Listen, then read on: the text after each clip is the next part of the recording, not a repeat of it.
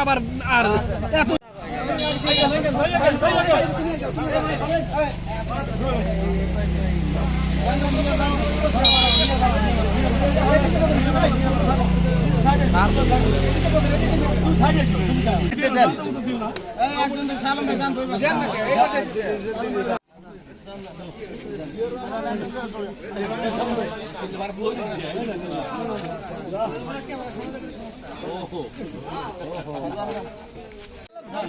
একটু এত পয়সা না করলে ভিডিও দেওয়া যাবে সাক্ষাৎকার দেবো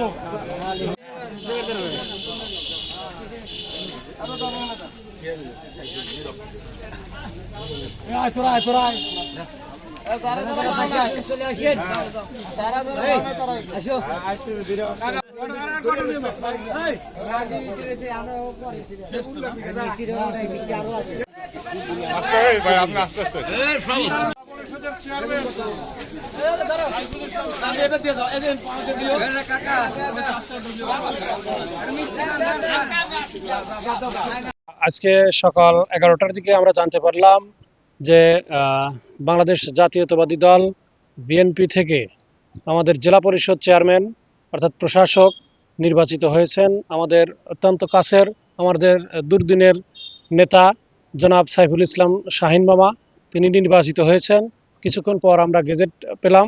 তারপরে থেকে আমরা ইউনিয়ন বিএনপি থেকে উদ্যোগে আমাদের শ্রদ্ধেয় বড় ভাই সাবেক ছাত্রনেতা সাবেক যুবনেতা রফিকুল ইসলাম রফিকের অনুপ্রেরণায় আমরা 5 মণ মিষ্টির ব্যবস্থা করেছি। আমরা এই বাজারের সমস্ত লোকজন এবং মসজিদে দোয়ার অনুষ্ঠান করেছি। সমস্ত লোকজনকে আমরা মিষ্টি খাওয়ানোর পরিকল্পনা করেছি ইনশাল্লাহ। সাইফুল ইসলাম শাহিন ভাইয়ের মানে একটা সুখবর তার পেয়ে আমরা অত্যন্ত আনন্দিত। তিনি উল্লাপাড়া উদিনী ইউনিয়নের কৃতি সন্তান। জেলা প্রশাসক সরকার ওনাকে নিয়োগ দিয়েছেন। উনি আগে থেকেই আমাদের দুর্দিনের সাথে ছিলেন। উদিনী ইউনিয়নের শাহিন সাহেব উনি জেলা প্রশাসক হয়েছেন। তাতে আমরা বাঙ্গালা উদুনিয়া রামকৃষ্ণপুর যতগুলো ইউনিয়ন আছি আমরা সবাই আনন্দিত। বরং তার জন্য আজকে ধরুন আমাদের ইউনিয়ন পরিষদের সাইড দেওয়া যতগুলো ঘর দুয়ার আছে আমার দলের তরফের থেকে সবাইকে মিষ্টি খাওয়াইলো। বরং সবাই এর জন্য আনন্দ ভোগ করতেছে।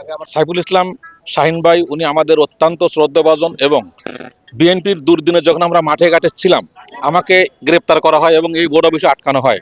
তারপর আমি জেলে যাই। জেলে যাওয়ার পরে আমাকে এবং আমাদের সাথে যারা 5 জন ছিল সবাইকে উনি অনেক টাকা সাহায্য করে আমাদের জেল থেকে মুক্তি করে।